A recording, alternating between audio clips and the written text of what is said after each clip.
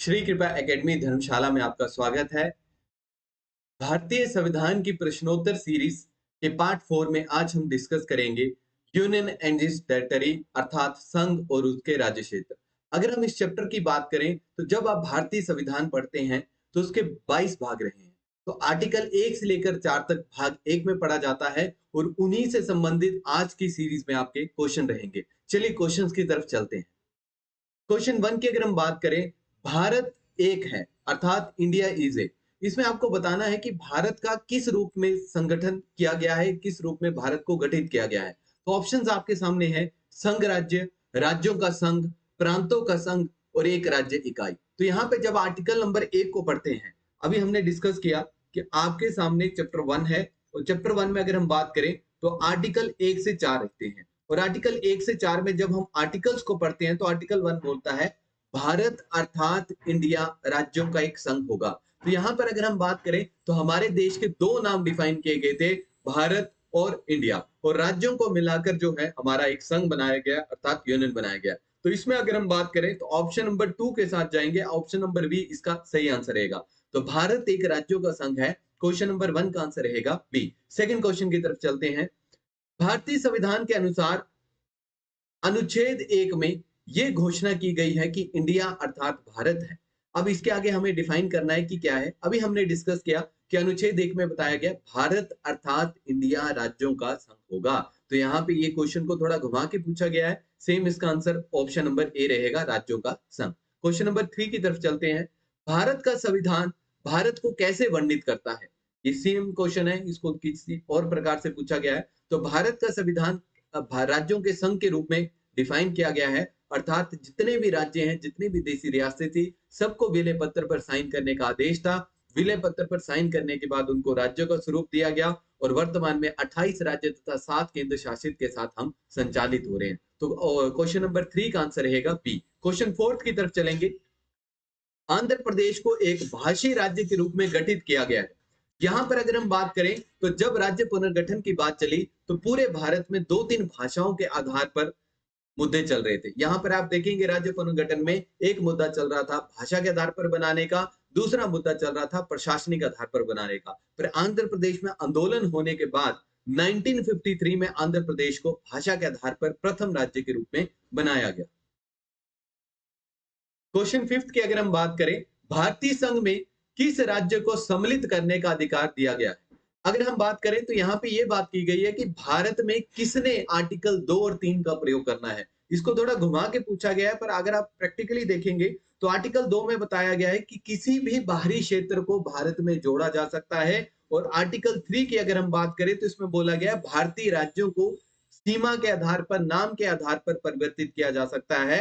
अर्थात हम एक राज्य के दो राज्य भी बना सकते हैं, किसी भी राज्य को यूटी बनाया जा सकता है, किसी भी यूटी को राज्य में परिवर्तित किया जा सकता है। तो यहाँ पर हम आर्टिकल 2 और 3 का प्रयोग जो है वो संसद करती है, और कैसे किया जाता है वो आने वाली वीडियो सीरीज में हम देखेंगे।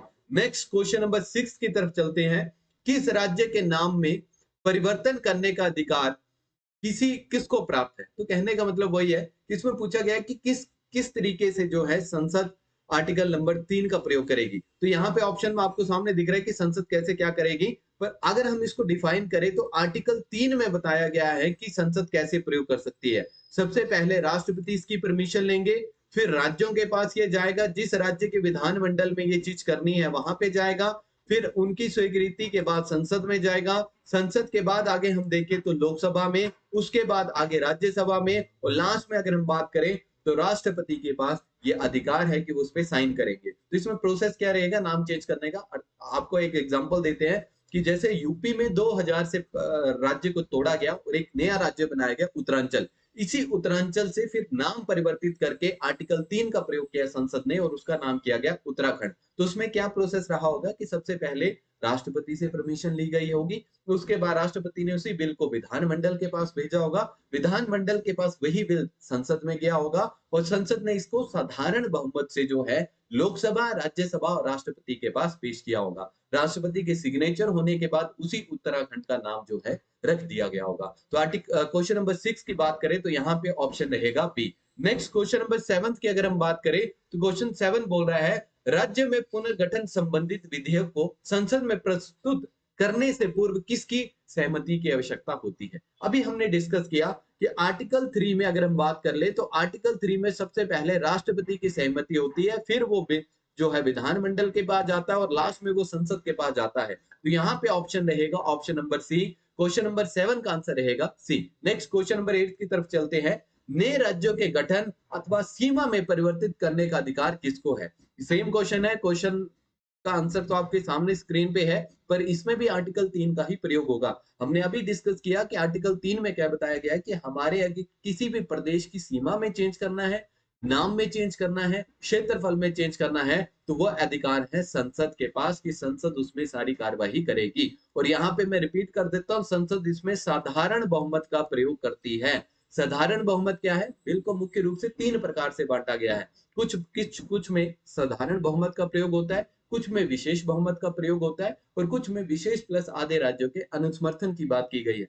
साधारण बहुमत क्या होता है, जितने भी सदन में सदस्य हैं, जितने प्रेजेंट है उस दिन, उनका मतदान जो है 51% चाहिए। यदि वो है तो वो बिल उस सदन में पास हो जाता है। सेम लोकसभा में पास होगा, राज्यसभा में पास होगा और फिर राष्ट्रपति उस पर साइन करेंगे और आर्टिकल 3 के माध्यम से किसी भी राज्य की सीमा को चेंज किया जा सकता है। तो आर्टिकल 8 का आंसर क्या रहेगा, option number D. Next question number 9, निम्नलिखित में से किस राज्य का क्षेत्र घटाया और बढ़ाया जा सकता है। किसी भी राज्य का क्षेत्र कैसे बढ़ाना है, कैसे घटाना है, वो भी अधिकार किसके पास है, संसद के पास। सेम अगर हम इसमें बात करें तो आर्टिकल 3 का ही आधार है। वही सारे क्वेश्चन जो है रिपीट हो रहे हैं, प्रीवियस ईयर क्वेश्चन आपके सामने रखे गए हैं ताकि आपकी रिवीजन के साथ साथ जो है आपकी कंसेप्ट भी स्ट्रांग होते जाए। तो नेक्स्ट क्वेश्चन नंबर 10 की तरफ चलते हैं। अन्य रजवाड़ों के भारत में विलय करने के बाद भी किन 3 राज्यों में भारत में शामिल होने में विलंबित किया। कौन से 3 ऐसे स्टेट्स थे जिन्होंने लेट साइन किए हैं। तो यहाँ पर अगर हम बात करें तो जब आप देखते हैं 552 रियासतें थी, फिर सरदार वल्लभ भाई पटेल को रियासत मंत्रालय का अध्यक्ष बनाया गया और उसके बाद सभी ने मैक्सिमम साइन कर दिए थे, परंतु 3 रियासतें जो थी वो भारत में जुड़ने को तैयार नहीं थी। First one is Junagadh, second one is Jammu Kashmir and third one is Hyderabad. तो अगर हम यहाँ पे ऑप्शन को देखें तो ऑप्शन नंबर बी इसका आंसर रहेगा।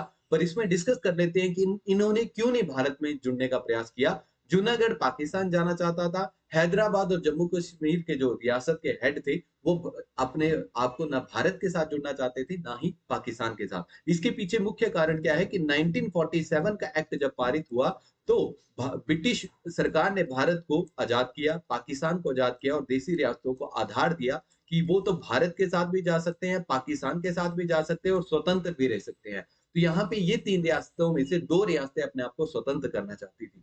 फिर थैंक्स टू सरदार वल्लभ भाई पटेल जिन्होंने उन्हीं के प्रयासों से आप बोल सकते हैं कि ये सब क्षेत्र जो है भारत में जोड़ा है। तो क्वेश्चन नंबर 10 का आंसर रहेगा बी। नेक्स्ट क्वेश्चन 11, 500 से अधिक देसी रियासतों के भारत में विलय के लिए कौन उत्तरदायी है। अभी हमने बात किया, ऑप्शन नंबर सी के साथ जाएंगे, सरदार वल्लभ भाई पटेल जो कि रियासत मंत्रालय के अध्यक्ष रहे हैं। क्वेश्चन 12 की तरफ चलेंगे। निम्नलिखित जोड़ों में से किसने देसी रियासतों को भारतीय संघ का अंग बनाने में सबसे महत्वपूर्ण भूमिका अदा की है। तो यहाँ पर अगर आप बात करें तो क्वेश्चन 12 में आपने जोड़ी कंबाइन करनी है कि किस किस का। अब देखिए सरदार वल्लभ भाई पटेल तो आपको रियासत मंत्रालय के अध्यक्ष है, वो तो वैसे ही याद हो गए हैं, परंतु इसके अलावा कौन कौन सहयोग किया है तो यहाँ पे आपको याद रखना है वीपी मेनन जी जो कि सरदार वल्लभ भाई पटेल जी के साथ सहायता किए थे पूरे रियासती कार्यों में। तो नेक्स्ट क्वेश्चन 13 की तरफ चलते हैं।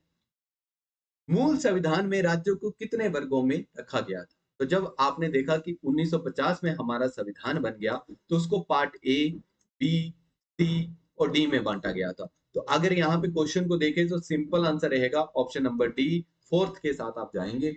नेक्स्ट चलते हैं क्वेश्चन 14 की तरफ। भारत संघ में कितने राज्य हैं। सिंपल सा क्वेश्चन है कि वर्तमान में आर्टिकल 1 के अनुसार भारत में कितने राज्य हैं। जम्मू कश्मीर रियासत को तोड़ने से पहले 29 थे, वर्तमान में 28 हैं। फिर आने वाले समय में जम्मू कश्मीर राज्य का दर्जा प्राप्त करेगा तो फिर से 29 हो जाएंगे। ये करंट अफेयर के बेसिक क्वेश्चन है जो आप कवर कर सकते हैं। नेक्स्ट चलते हैं क्वेश्चन 15 की तरफ। संविधान में प्रवर्तन के समय राज्यों को 4 श्रेणियों में बांटा गया था, part A, B, C, D. इन श्रेणियों में से को किस वर्ष समाप्त किया गया। तो ये वही सेम क्वेश्चन है, देसी रियासतों के एकीकरण का कैसे हुआ और कैसे राज्यों का गठन हुआ, चैप्टर नंबर 1 से रिलेट होता है।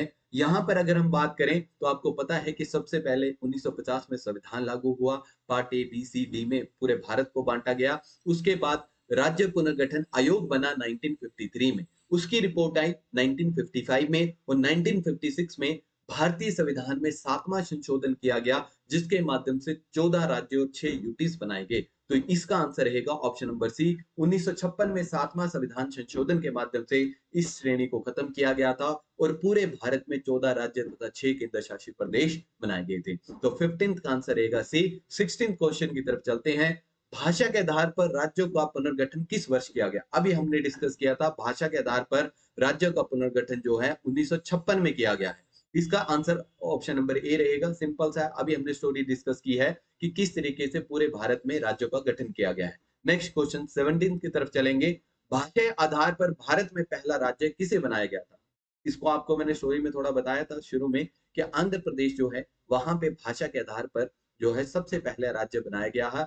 उसके बाद आप देखेंगे कि इसके पीछे पोटी श्री रामन की स्टोरी भी आएगी। जब हमारे पास लेक्चर सीरीज में आप जुड़ेंगे उनकी स्टोरी मैं वहां बता दूंगा। तो इसमें आंसर रहेगा आपका ऑप्शन नंबर सी। यदि आपको हमारी वीडियो सीरीज पसंद आ रही है तो हमारे यूट्यूब के चैनल को सब्सक्राइब करें, नीति स्टूडेंट्स तक इन वीडियोस को पहुंचाएं ताकि घर बैठे वो अपने क्वेश्चंस के रिवीजन के साथ साथ अपने टॉपिक को भी रिवाइज कर सकें।